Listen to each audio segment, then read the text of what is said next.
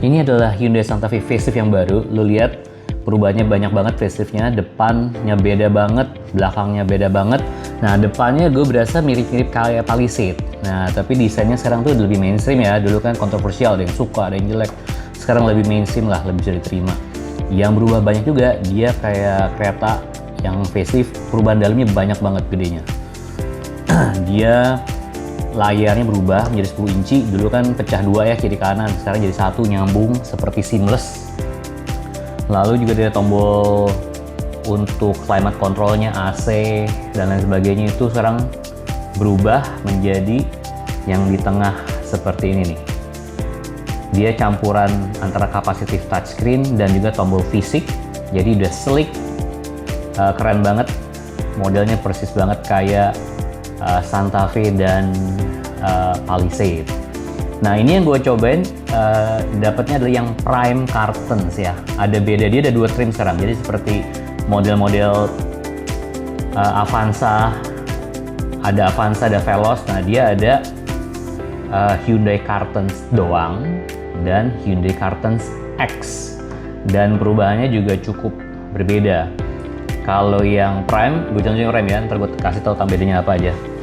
Dia kelebihannya sekarang juga udah punya built-in Satellite Navigation, petanya udah ada sendiri.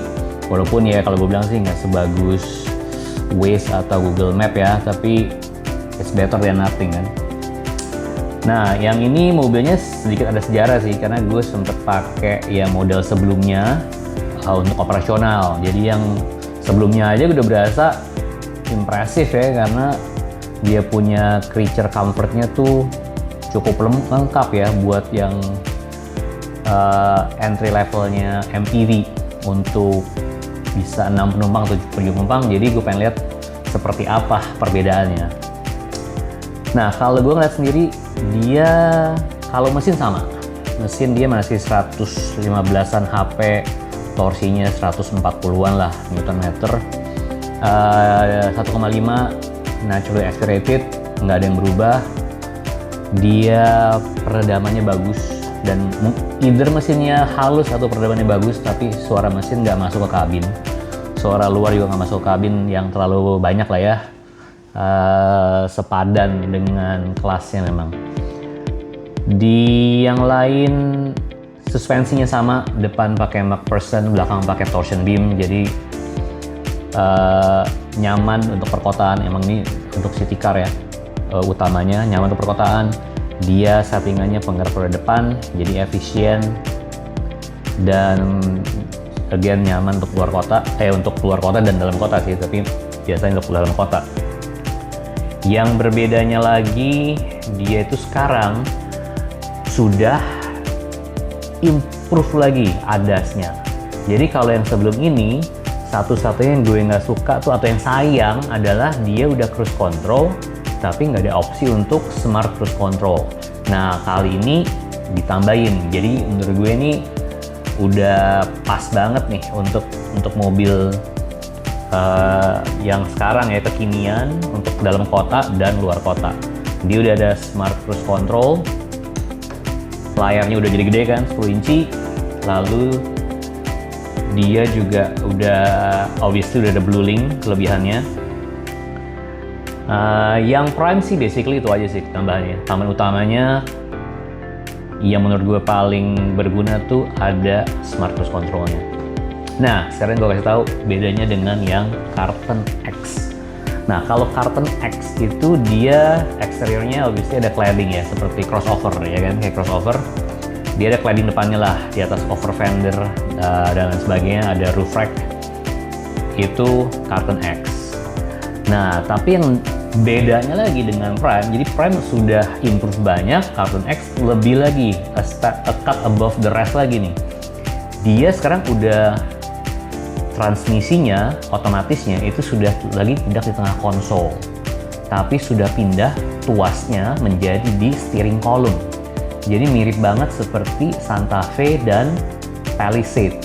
Jadi dia bukan tarik depan belakang maju mundur, tapi dia diputer, ada di tuas steering column sebelah kanan. Nah, itu satu. Itu memang agak kagok pertama kali kalau yang jarang pakai belum pernah pakai mobil yang tuasnya di steering column. Tapi kalau setelah biasa sebenarnya enak. Karena dengan begini berarti bagian konsol tengahnya itu jadi bebas. Tidak ada lagi mekanisme untuk automatic transmission. Gantinya ruang konsol tengahnya menjadi ruang tempat penyimpanan yang lebih banyak dan wireless chargingnya ada di sana juga. Dan jadi lebih nyaman buat di dalam mobil ya.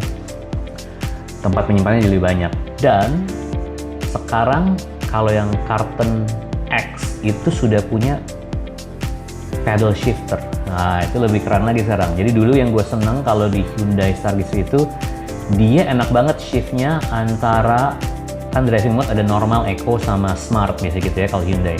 Nah, jadi kalau gue biasa pakai eco gitu kan. Tapi kadang-kadang kan lo butuh tuh ekstra energi, ekstra untuk melambung misalnya. Nah, kalau yang dulu itu enaknya kalau yang masih pakai transmisi di tengah itu tinggal di shift ke Tiptronic. Nah, Tiptronic dia langsung pindah ke mode sport, lebih responsif gasnya, tarikannya. Nah, yang X satu step lagi, dia sekarang punya pedal shifter. Jadi kalau kita lagi butuh tenaga tambahan, lebih responsif pedal gasnya, tinggal diganti pedal shifternya, dipencet sekali, dia akan berubah menjadi sport mode. Nah, itu enak. Dan menurut gue itu salah satu yang nice to have sih untuk mobil yang low medium MPV gini ya. Nah, kurang lebih itu perbedaannya. Kalau yang lain masih standar, bangku belakangnya dia punya opsi antara bench seating jadi 7 penumpang atau pakai captain seat jadi 6 penumpang. Bagian sisi kiri tempat duduk tengah dia ada mejanya yang bisa buat taruh laptop bisa atau taruh tablet. Yang lainnya AC dia udah depan dan ada di belakang juga, sudah nyaman. Juga dia kelebihannya dia punya colokan 12 volt power outlet di depan deket pengemudi ya, dan juga di belakang di bagasi kalau dibuka. Jadi cukup convenient. Nah, yang menarik sebenarnya harganya. Jadi harganya waktu rilis itu dia sekitar, kalau yang non-X yang Karten aja gitu ya, dia tuh bersaing dengan yang produk Jepang lain seperti Toyota Avanza Veloz, sama ya Avanza Veloz, ada BRV yang biasa dan yang N7X kalau nggak salah. Lalu Expander juga ada yang Expander dan Expander Cross ya. Itu harganya tuh bersaing banget. Jadi dia di Karten itu rentangnya 270 yang basic banget. Yang menurut gue sih terlalu basic sih. 270 juta sampai 350-an. Nah, itu yang prime. Dan yang I think it's good enough already. Nah, kalau lu mau nambah lagi jadi yang X itu harganya naik menjadi 361 sampai 391. Nah, itu menurut gue harganya fair banget karena dibandingkan dengan Toyota, tapi ini list price ya, belum pakai diskon. Karena ini semua start dengan Avanza dan Veloz. Avanza itu kan 260-an sampai 280, Veloz 297 sampai 361, Expander juga sama 260 330, yang Cross 338 sampai 367. Kalau BRV itu berapa ya? 290 sampai 370 kalau nggak salah BRV-nya. Kalau yang N7X itu 308 sampai 370-an juga.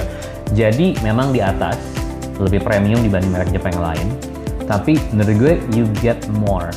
Karena kalau dari segi creature comfort, dari beberapa mobil yang gue cobain ya, banyak merek Jepang, Korea, Cina. Di luar Cina, Hyundai yang paling bagus menurut gue, creature comfortnya. Dia punya entertainment systemnya, teknologinya tuh sudah step above Japanese car. Kalau sama Cina oke, saingan. Kalau Cina juga udah banyak ya, cuman gue sukanya kalau Hyundai dia masih cukup konvensional, jadi masih banyak tombol tombol fisik. Kalau yang mobil Cina sekarang kan semuanya banyak di monitor, itu plus minus. Gue lebih nggak suka karena gue takut layarnya freeze atau hang. Kalau yang ini masih konvensional, familiar, yang penting-penting masih di pakai tombol fisik. Oh, ada lagi yang gue lupa. Kerennya di Karten X itu sudah mendapat ventilated seat, ada optionnya. Nah, jadi ini udah komplit banget ya. Ada buat jalan jauh, ada cruise control yang adaptif, yang smart, ada ventilated seat juga, pedal shiftnya udah ada, pedal shifter udah ada, tempat storage-nya banyak, wireless charger-nya ada, lalu dia udah ada USB-A dan C di depan dan belakang, Android Auto, dan Apple CarPlay sudah wireless dan wired, dan dia udah punya kamera 360 all around view, keren kan? Yang kurang kalau dibanding Santa Fe, cuma dia nggak ada lag support. Itu aja. Yang lainnya udah enak banget nih mobil. Oke guys, so itu review gue, pengalaman gue nyobain yang ini. I think it's nice, improvementnya bagus, dan ya it's worth the money I think. Jadi menurut lu gimana?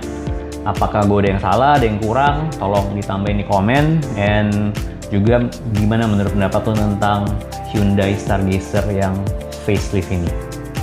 Oke, see you guys. Like, comment, and subscribe. See ya.